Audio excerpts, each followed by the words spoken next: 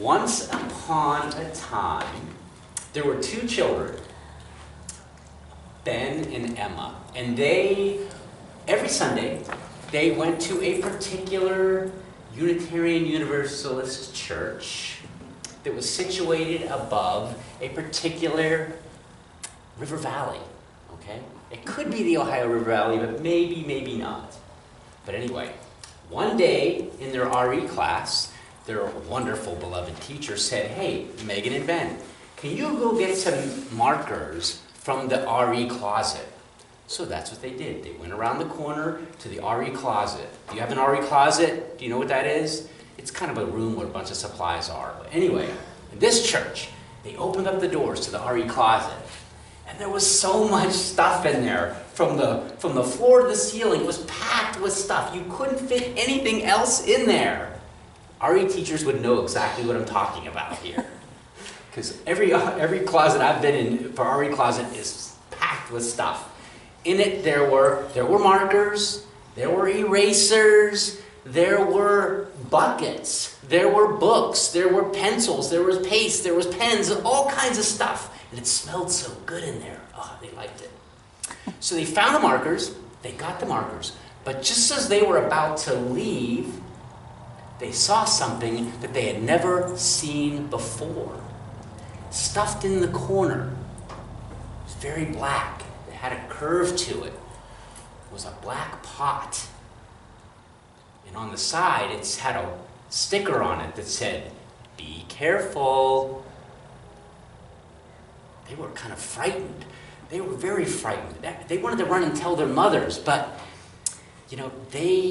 Emma and Ben really didn't know what to say because their mothers were in the sanctuary that day.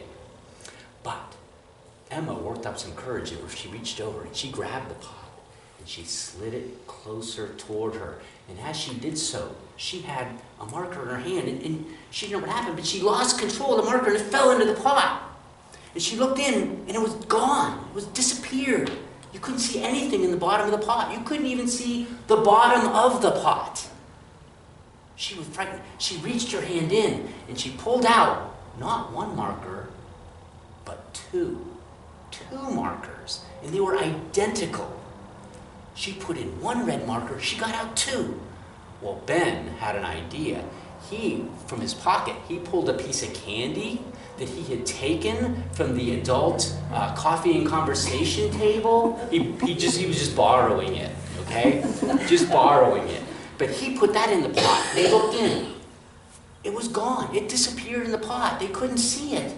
He reached his hand in and he pulled out not one piece of candy, but two pieces of candy. Yes! They had one for each of them. They had another idea. Let's each put our piece of candy in, then we'll get 4 pieces back, right? But just then they felt a hand on their shoulder and they looked behind them and it was their RE teacher. And she had this look of fear on her face. She was staring at the pot and she was trembling in fear. And she pulled Ben and Emma back and she pushed the pot back into the corner and she closed the doors to the RE closet and put a lock on it. And then she reached in her purse and she got another lock and put that on the door. And then she reached in her other purse and she got another lock and put that on it. Wow. That's a lot. 3 locks. No one's getting into that closet. So, how did I know this story? Because a long time ago, I was in Ben and Emma's class and they told me about that pot. Okay? But that was a long time ago, and I had not seen that pot ever. No one has seen that pot since that day. Until today. Today, when I was printing out my sermon upstairs in the loft, I saw something behind the desk up there. It was black. It had curve to it. But it didn't have a note pasted to it. So when I went over and took it, I saw it, I turned it a little bit, and then I saw the note. It said, do you remember what it said? Be careful. Yeah. So here is the pot. There's the note. Oh my goodness. wonder if it still works. Hey, can I see that marker? Can I have that? Can you drop that in there? Do you think we should say some magic words? Yeah. Like what? How about beloved community? Yeah. Beloved community. Let's see if it still has magic. If it still has magic. 2 of them. Oh my goodness.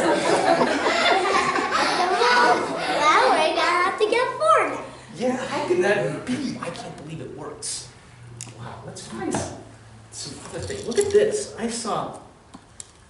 What should we put in? Here we got this spooky spider and eraser. Which one we should put in? What should we put in? Eraser! Spider. Let's put them both in. Okay. Let's say the magic words.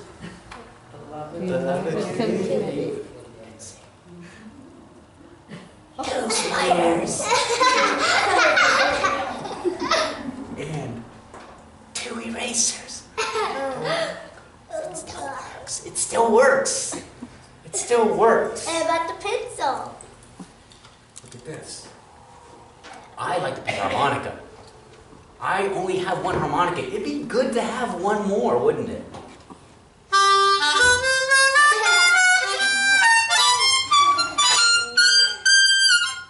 There should be You think there can be 2? yes. Magic words? Beloved community. 2 of them.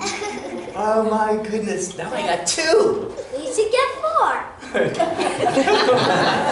I like him. I like how you think. All right. That's pretty amazing. Hey, what's that under there? Why don't you drop that in? Drop it in. Drop it in. Reach in. Pull out. What do you got? 2 of them. Very nice. Well, you know what I think? Sometimes I think that this doesn't make sense, right? It doesn't make sense. You can't put 1 thing in and get 2 out. It doesn't make any sense. There's laws in science that say whatever you put in, you have to get out the same amount. You can't get more. But this pot kind of doesn't do that.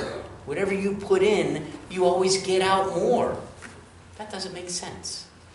But sometimes I think that Unitarian Universalism is a lot like this doubling pot here. Sometimes I think our congregations, this congregation, can be like a doubling pot. Because my experience has been that whatever I've done on behalf of Unitarian Universalism or my congregation, I don't know why, but I always seem to get out more than what I put in. Always. It's always, never fails. So let me think about this. What if I could give more of my time to this congregation? Yeah, working on a committee, or teaching RE, or being a good RE student. I think that would result in having a more vibrant congregation here in the Ohio Valley, where more people could be served. And what if I could give my treasure to this congregation? That means money. That means money, treasure. If I could give more money to this congregation, it might be able to offer more programs that I could attend where I could learn and grow on a daily basis. If I put that down there. We can do that. We can do that later. And let me finish.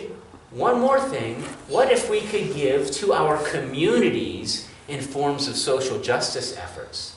That would result not only in a better community to help others, but also it would be a better community for us to live in, where we can learn and grow and be enriched every day of our lives. But that's just what I think. I could be wrong. What do I know? Maybe you could try it for yourselves. To maybe initiate giving and see what happens. With that, we will now sing you out to your classes with the song Go Now in Peace. Do we sing that a cappella? Yes, we do. Okay, we're going to do that. Go